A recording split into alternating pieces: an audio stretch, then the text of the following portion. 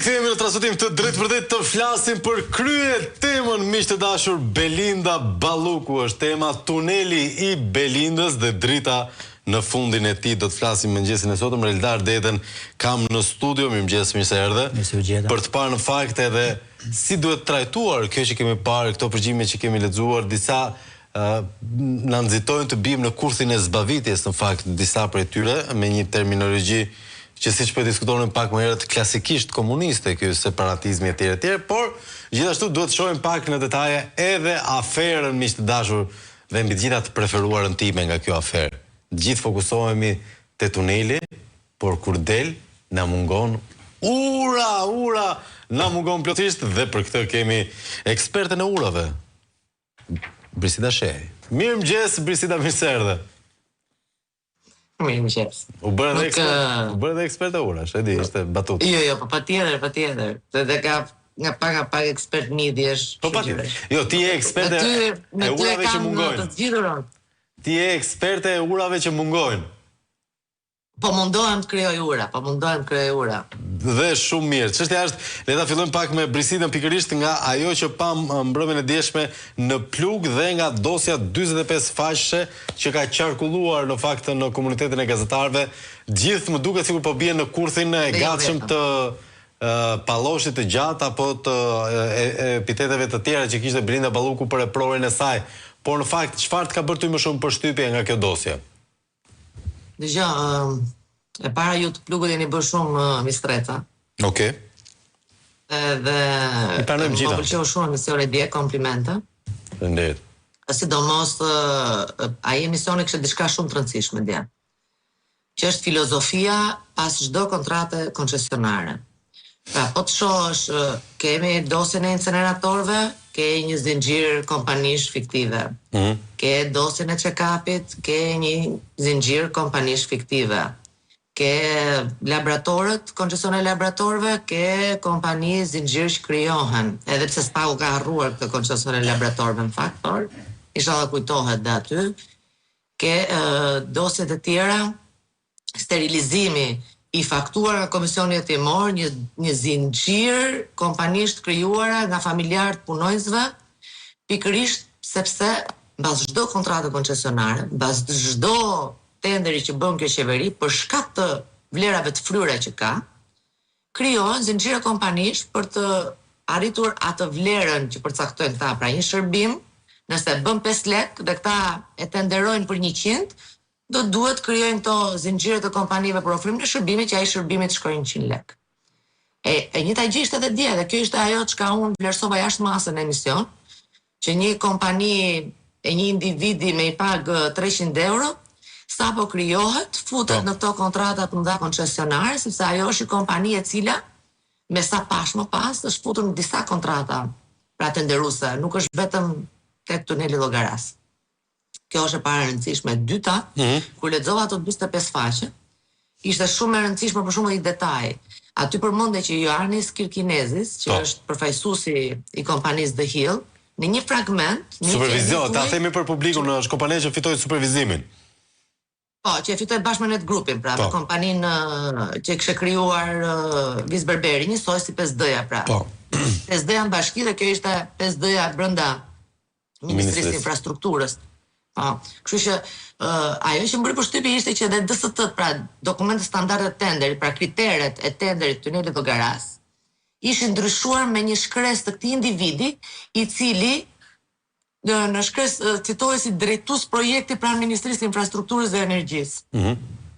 Që këtu, përpos mënyrës se si e ka marrë që këtu ne kemi një shtetas të huaj, që me sa duket nga qenë edhe drejtor projekti në ministri, për cilën do duhet që gazetarët kërkojnë më shumë informacion, mirë që bën kriteret e tenderit, por në fund fare merr dhe supervizimin e tenderit. Moment tjetër shumë i rëndësishëm, që nxori edhe plugu, ishte pjesa pagesave. Si janë bërë këto pagesa? Pra, një kompani si ka lëshuar 4 situacione, pa leje ndërtime.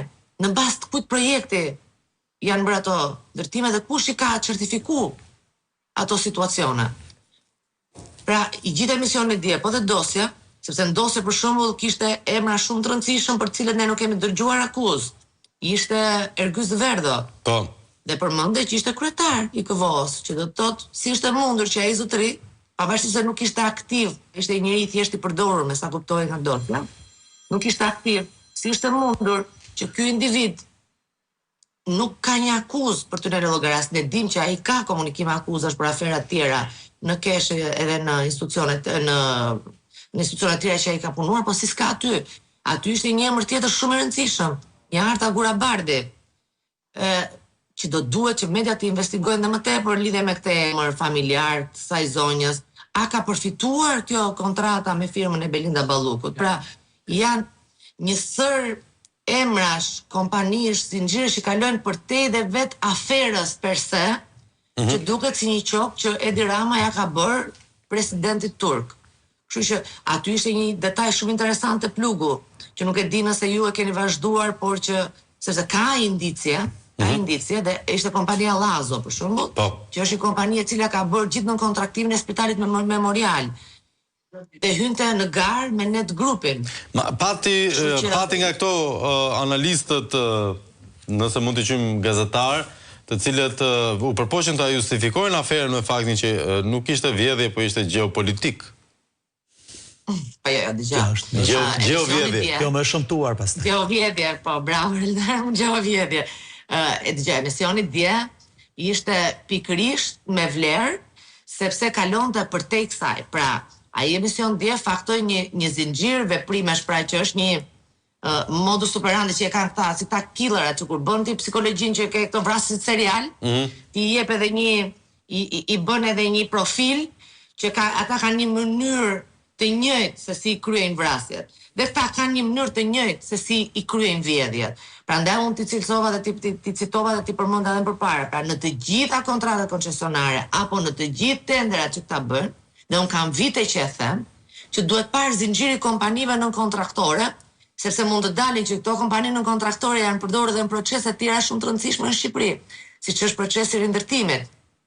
Kështu që duhet parë ky zinxhir i kompanive, sepse në këtë lloj forme prej vitesh, këto kompani tashmë përdoren këto zinxhire kompanish dhe në Shqipëri 2-3 duar janë që i kanë bërë gjithë të skema.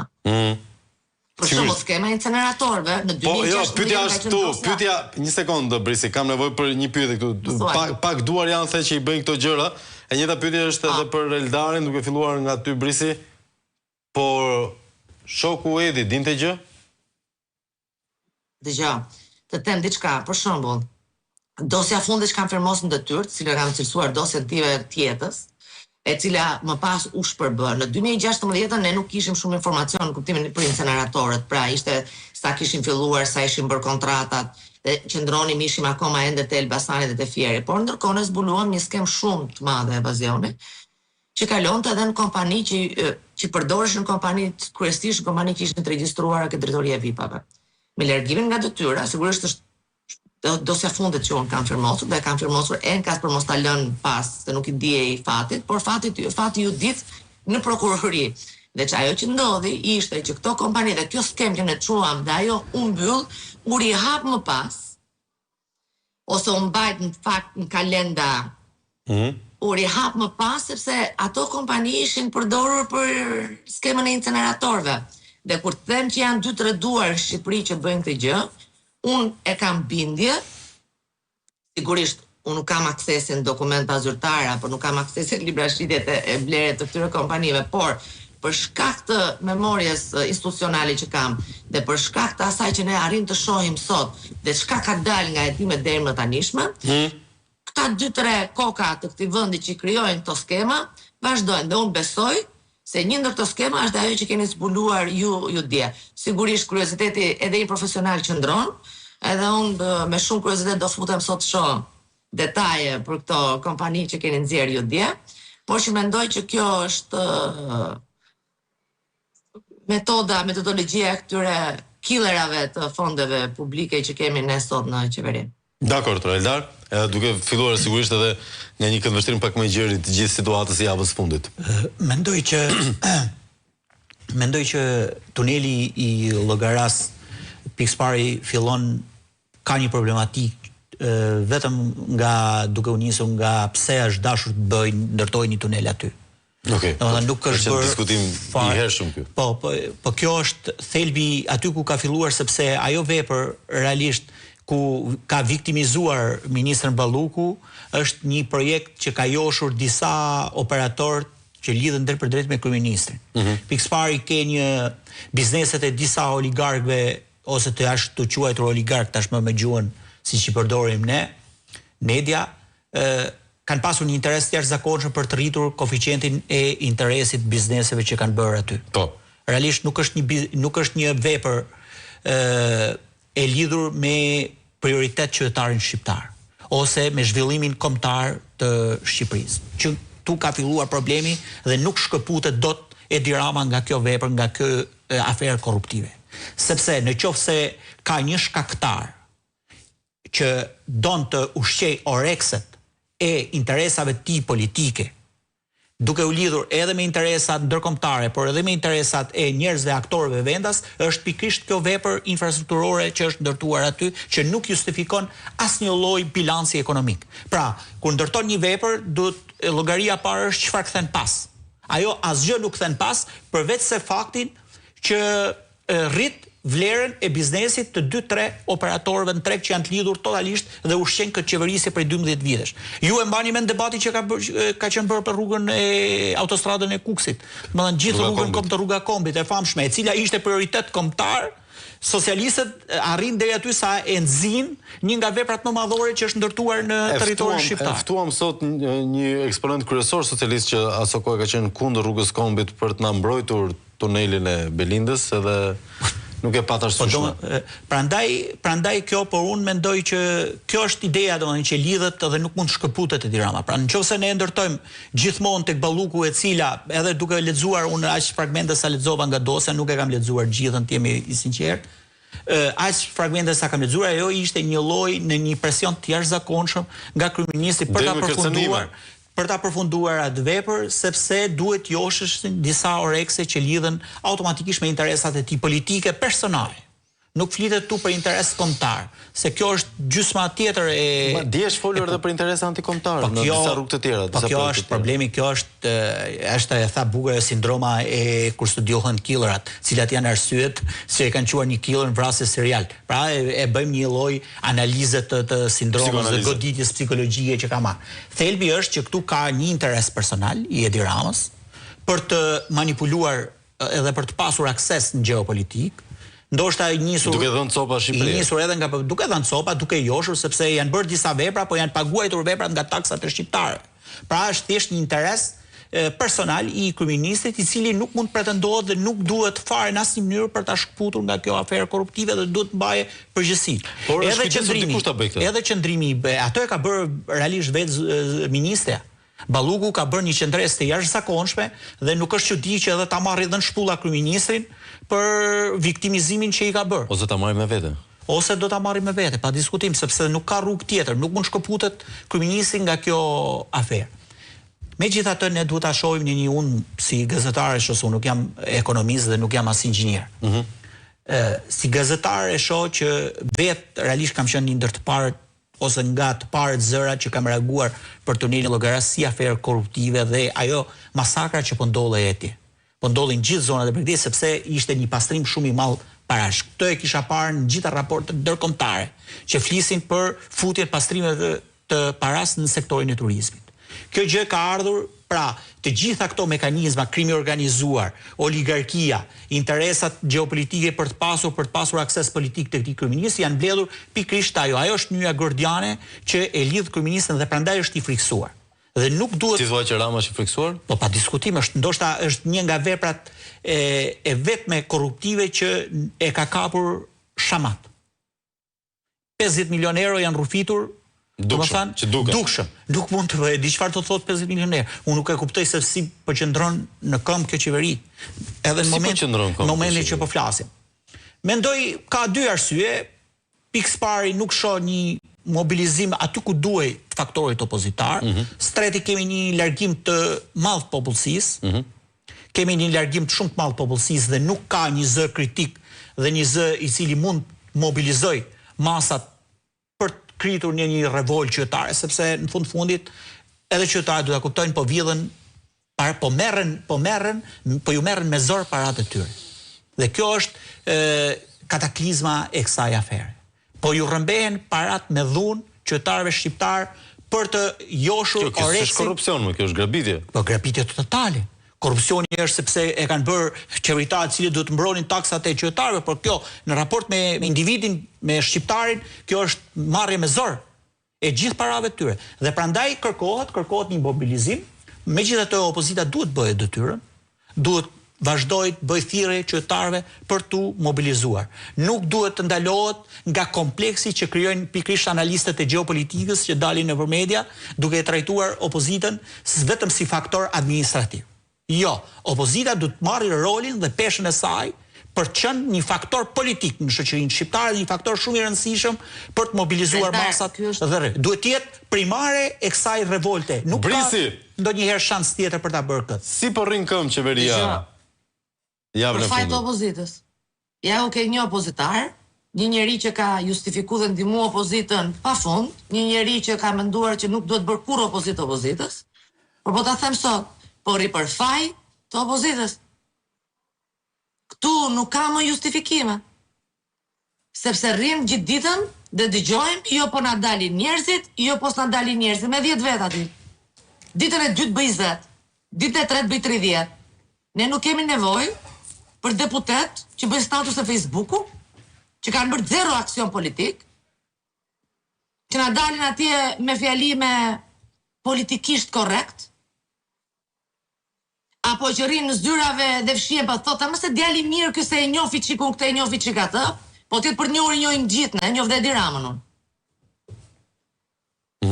Okej?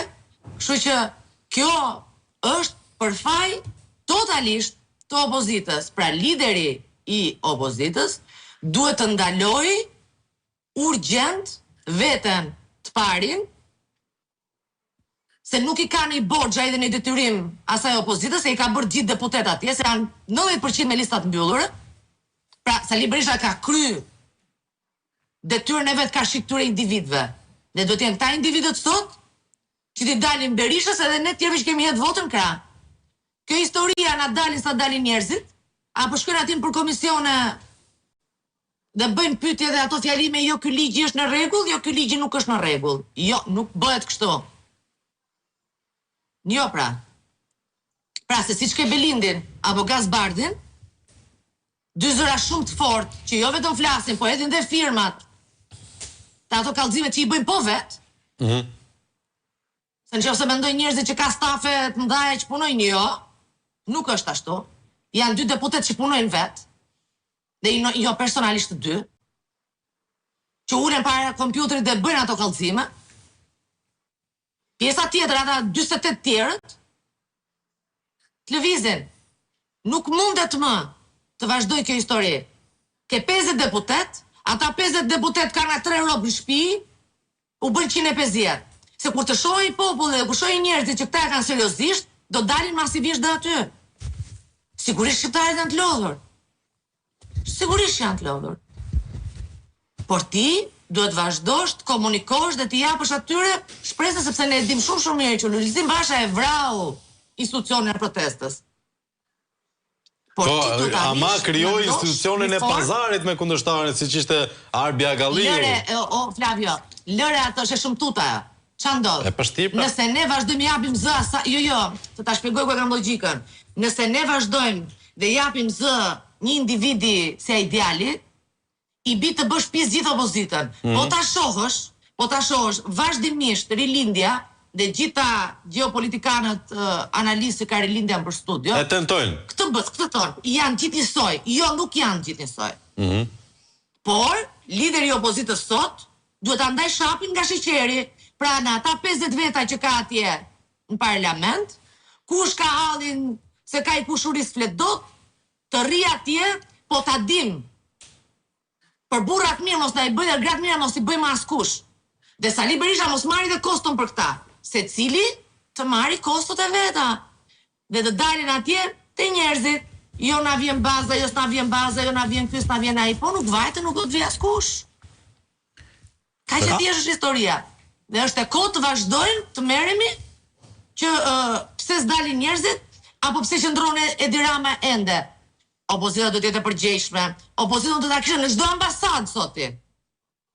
Te dera, ata deputetët duhet të çohen te dera ambasadave, të rinë me atë letrën te dora, të thosh, kjo zonja bashkë me këtë zotrin kanë vjedhur këtë, kanë vjedhur edhe këtë, kanë vjedhur edhe këtë. Se kjo paftësia e opozitës dhe keqmenaçi opozitës u pa që në rrugtimin e Erion Velis. Ka dhe një logjik tjetër. Ishte aksioni më i madh politik që nuk e kapitalizuan dot.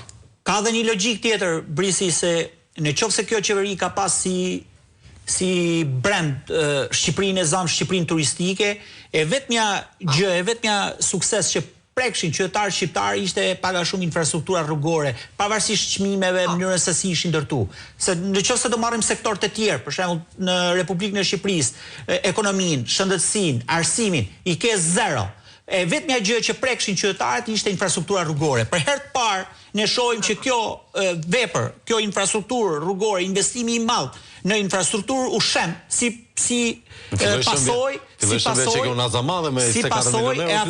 pasojë e aferës korruptive që kanë ndodhur, të iniciuar, të kërcënuar direkt nga kryeministri Edi Rama, dhe ne nuk duhet të mëtojmë ta shkëpusim këtë individ.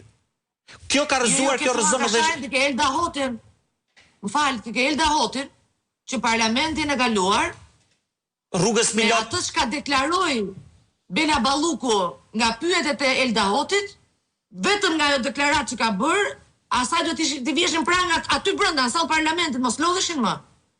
Pra ti ke Thuman Kasharin, ti ke investigime tjera që janë bërë të plugu. Tigrat. Për këtë gjë. Pra, nafti iraniane me tigrat. Po jo vetëm tigrat, më dhe një infrastrukturë. Pra janë shumë investigime që janë bërë, pra nuk duhet kjo, sepse po të me një gjë, edhe ai tuneli nuk është bërë kot. Po nuk është bërë për shqiptarët.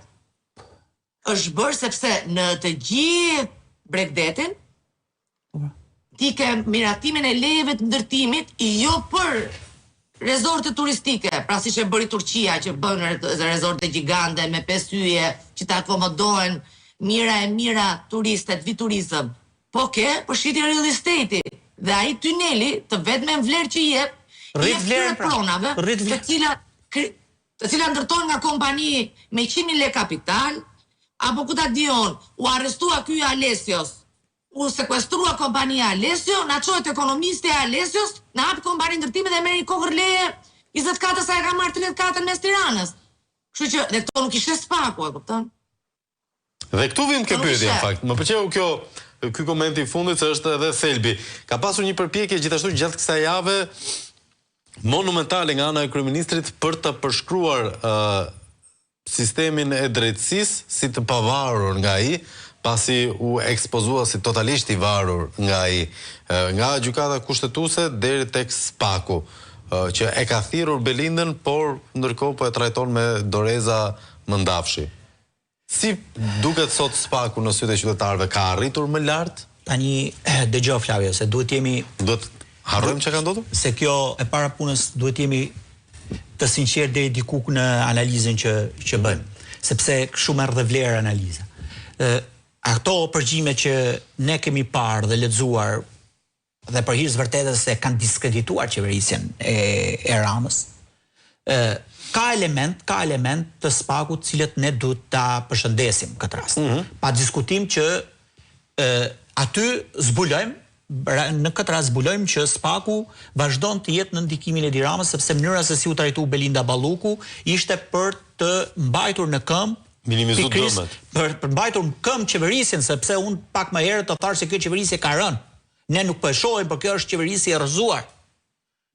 Opozita me një mobilizim dhe ndërkombëtarizim të çështjes së aferës ku është kapur, nuk ka asnjë logjik ekonomike, matematikore që e shmang dot 50 milionë euroshin të rrëmbyer, të zhdukur. Pra, kjo është një qeverisje e rënë. Në qoftë se ndërkombëtarizohet si çështje, kjo qeveriu nuk e di sa e gjatë mund të ekzistojë. Por sa seriozisht e merr opozita këtë aferë, dhe duhet ta më realisht, unë opozita nuk e shoh rolin e duhur saj. Duke parë kritikën e Spakut, i cili për hir të vërtetës e bëri atë gjë, ne dosjen e Spakut kemi lexuar. Po. Këtë nuk mund e shpangim dot. S'ja mohojmë dot. Nuk ja mohojmë dot atë. Okay. Por ama nuk mund të themi që Spaku u soll në mënyrë të njëjtë ose me të njëjtin standard, siç ka vepruar me figura politike dhe SPAK-u duhet lexoj një mendim të opinionit publik. Opinioni publik sot thonë po qeverisë keq Berisha. Kjo është një ironi shumë e thellë që i bëhet sistemi drejtësisë. A mos apo qeverisë keq Berisha.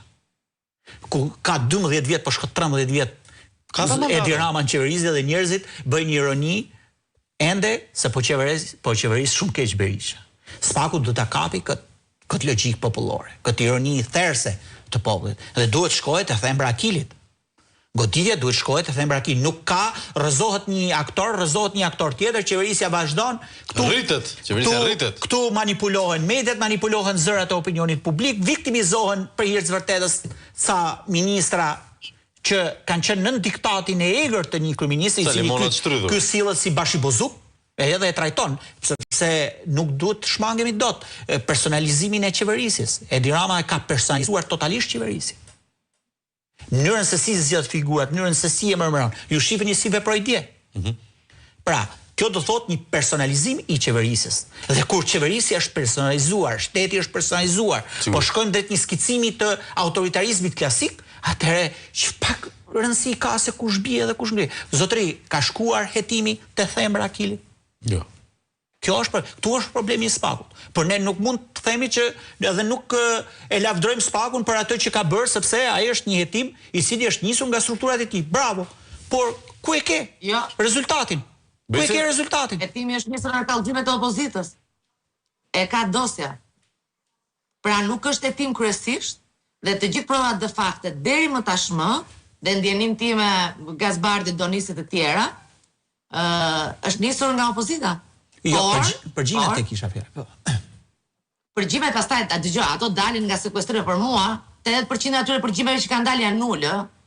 Edhe që ti hidhen publikut ato përgjime, përshqyre, kjo është totalisht për mua e pa vlerë. Për mua ka vlerë ajo shifra e sekuestrimeve apo konfiskimeve dhe ajo shifra sa realisht hynë më pas në buxhetin e shtetit, se ne kemi parë në të gjitha hetimet janë, të thonë që ti të thuash me mburje, kam vënë sekuestro unë, preventive dhe konservative, 60 milion euro në një vit, në një vend që pastrojnë miliarda, kjo për mua është tallësh. Edhe ato pastaj firojnë me ca vendime gjykatash rrugëve dhe në fund fare dhe ato asetet i rimarrin po këta. Por tani çfarë them? Sigurisht ajo që ka bërë Dritan Prençi, dhe një prokuror që ne kemi anatemuar shumë për shkak të incineratorit të Tiranës, ajo që ka bërë Dritan Prençi është shumë e rëndësishme, sepse nëse të gjithë prokurorët e tjerë kanë vepruar mbi personazhe, pra politik, deputet apo ministra të lëshuar nga Edi Rama, se mos harrojmë, sigurisht Edi Rama e sulmoi Erion Velin 8 muaj rresht. Derisa arriti i tërhoqi dhe Arbian Maznikun nga bashkia dhe e mori në qeveri. Që do të thotë ishte sinjali që Edi Rama e kishte lëshuar Erion Velin. Në këtë rast, Dritan Prençi, mos të harrojmë, ka komunikuar akuzë numri 2, por që në fakt nuk është numri 2, se nëse dikush futet të shoh aktet në fletore zyrtare, 80% të akteve pra Këshillit të Ministrave i ka firmosur kjo zonja, që do të thotë ne kemi aktualisht sot nën akuzë një kryeministër, acting kryeministër, pra një individ vëndës kryeministër, por që vepron dhe ka firmosur 80% të akteve si kryeministri i Shqipërisë. Dhe kur flasim si kryeministri i Shqipërisë, ti ke jo vetëm Këshillin e Ministrave, pa ajo zonja është pjesë dhe Këshillit Kombëtar Territorit ku miratohen gjitha lejet. Dhe ndërkohë është dhe ministrja që ka në varësi infrastrukturën dhe energjetikën, 2 shtyllat kryesore mbi të cilën po veprohet në mënyrë barbare, mbi tokat bujqësore, për parqet fotovoltaike, pra që janë bizneset, ndërtimet e rezorteve, që janë bizneset ku kanë më shumë leverdi edhe këto strukturat kriminale, që e mbajnë në këmbë këtë sistem, për të investuar para të tyre. Është e rëndësishme që ne ta suportojmë Dritan Prençin sot, por është e rëndësishme që opozita të bëjë atë që folim më parë, apo dhe atë që do vazhdoj të bëjë Gazbardi, që të gjitha provat de facto na pëlqen SPAK-un, duhet të jemi institucional dhe të çojmë atje ato prova. Kjo pjesa pastaj e përgjimeve që vendosen kështu në përdosje, me thënë drejtën, unë nuk e di çfarë vlere kishte përgjimi, hajde këtu ik atje, jo po ky tha kështu, jo po s'm pëlqen kjo Viola. këto janë përgjime që dhe për veprën penale për të cilën akuzohesh. Janë pa lidhje me thelbin. Nuk ka. Jo, nxorën diçka tjetër. Duhet të stopojmë këto për mua. Nxorën diçka tjetër, ato nxorën Piksparin ne të paktën nuk duhet kemi frikë fare edhe nga përgjimet, sepse duke thënë të stopojmë do të thotë që ke njerëz nga opozita që janë brenda atyre përgjimeve. Kjo nuk duhet ta friksoj fare. Jo, të lutem, brisi. Lutem. Nga aspekti moral, brisi. Okej. Jo, mua më duhet që ti të më japësh një përgjim apo të dalin prova aty, siç thonë që pak kemi dieni që ai telefoni ka ca notes. Ke ato nocat ka 600.000 euro shnim për filanin, 200.000 euro shnim për filanin. Këtë të më nxjerrin mua s'paku ndosje. Pas e vajti përgjimi nxori një kërcënim për pi kafe. Përgjimi nxori një kërcënim që ne shpëton Belën kjo gjëja, jo agravon. Përgjimi nxori një kërcënim i cili po nuk është problemi për të futur Belën, ideja këtu është për të kuptuar sistemin që është ngritur dhe që ka ngritur një bashkibuzuk. S'është Bela pse për të justifikuar inatin e Gazbardit ndodhemi ne këtu. Jo, ne ndodhemi për të rrëzuar këtë qeverisje që përshkatron jetën e qytetarëve dhe e ka bërë jetën e qytetarëve të pajetueshme. Kjo është thelbi jonë dhe thelbi edhe i opozitës dhe i mendimit opozitar në shoqëri. Ne duhet të ndërtojmë dhe duhet shkojmë. Prandaj angazhohemi, investohemi, shkruajmë. Pa diskutim kjo. Këto gjëra rrugëve. Por problemi që ndron për të kapur Spaku s'kisha për të bërë asgjë. Për të kapur sistemin, për të shkuar tek një individ i cili po i kriminalizon, dhe në fundit opozita duhet ketë dhe një standard demokratik të shpëtoj viktimat e radhës, sepse po kriminalizon çdo njeri dhe këtu e ka shumë vështirë të bizotrojit dikush. Është vetëm një individe e cila po i reziston urdhrit të dërheqjes së këtij individi. Sepse kështu fillon. Shërbim dhe publikut? Po kështu fillon, po dëgjoj, një qeverisje dhe një diktaturë shembet nga vetvetja. Zullumi. Po jo, kështu ka ndodhur në gjitha historinë e botës, po të lexosh gjithë historinë e botës, ke gjitha perandoritë e mëdha, edhe perandoria që quhet diktatoria e totalitarizmit e sistemit komunist është shembul nga vetvetja. Kjo është një regjim autoritar i cili do të shembet një herë pikëparë nga vetvetja. Opozita thjesht duhet të jetë aty për t'ju dhënë shpresë qytetarëve. Dhe shkelmin e fundit. Për t'ju dhënë shpresë qytetarëve, sepse momentin që nuk ka shpresë, këtu s'reagon askush pastaj më. Kush do të jetë kryetëtyrës? Të marri rolin që i takon opozita, duke shkuar tek problemi ku ekziston vërtet sistemi, sepse ke një individ që ka ngritur një sistem caktuar. Dhe të gjithë njerëzit që janë e para kanë humbur individualitetin politike, mos ke një njeri që ka individualitet, nuk ka çfaruan askush fytyrën, sepse s'kan karrierë, nuk kanë ardhur nga zero dhe s'kan çfaruar. S'kan çfaruar dhe vetëm gjë është pasurimi i shpejt. As vota as gjë, thjesht pasurimi i shpejt për të ruajtur paratë që kanë bërë. Kaq është. Problemi që ndron që opozita duhet të jetë pikëparë me një koncept demokratik, të jetë fortë, të jetë artikuluar mirë dhe të jetë në krye detyrës. Kaq. Brisi, komenti fundit? Dëgjoj, te ti e di fjalë që unë shoh shumë Netflix. Po. Edhe unë mendoj që goditja e Belinda Ballukut ndodh për disa arsye edhe më madhore. Pse e them këtë? Sepse Shqipëria përtej asaj që ne shohim për ditë, dhe jam shumë dakord me reltarin dhe kam vite që e them, ky sistem po kriminalizoj gjithë shoqërinë. Po. Pra parësim ti prodhon kontingjent, pa punësim ti prodhon kontingjent. Pra ne shkojmë dhe brezëri shkon shumë thjesht këto punët me lekë të shpejta në kohë shumë të shkurtër që ne dim që asnjëra nga ato nuk mund të jetë punë e ligjshme.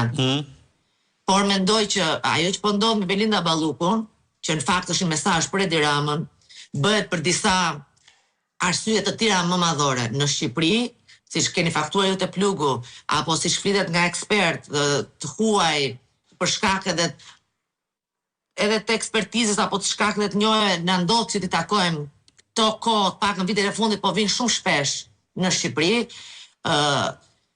ka influenca jo të mira që kanë hyrë në vendin tonë, për të cilat tashmë është ngritur një shqetësim shumë madhor. Mos harrojmë, infrastruktura rrugore dhe infrastruktura energjetike që quhen kritike dhe quhen strategjike janë shumë të rëndësishme. Pra nuk mundet që partnerët të vini moment kur do duhet të negociojnë se sigurisht pjesë kaluese ti një blackout të ndodhi dhe deri mos ishe bllokuar në Kroaci, ty të vajti në Europë. Pra ne krijuam një blackout sistemi të transmetimit që u blloku në Kroaci që zoti se do bite shutdown gjithë Europa. Pra janë disa gjëra shumë të rëndësishme për cilat këta individët Edi Rama dhe Belinda Balluku nuk kanë pyet. Po vjen një moment që ti kthehesh në shumë problem. Unë mendoj që ky moment i ka ardhur, por nëse opozita, ashtu që ta reltari, nuk do jetë në lartësinë e duhur dhe në krye detyrës, asgjë s'do ndodhet dhe do bëhet edhe më keq.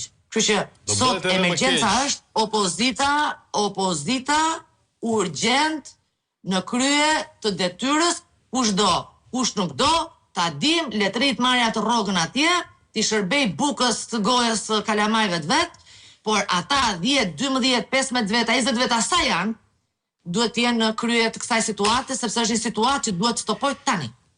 E mbyllim këtu, miq të dashur, bashkë shihemi nesër, nuk dorëzojmë as të premten këtu në Kafesheto. Faleminderit Brisi, faleminderit Reldar. Deri atëre, kujdes urën apo tunelin. Kërkoni dritën fund tunelit më mirë.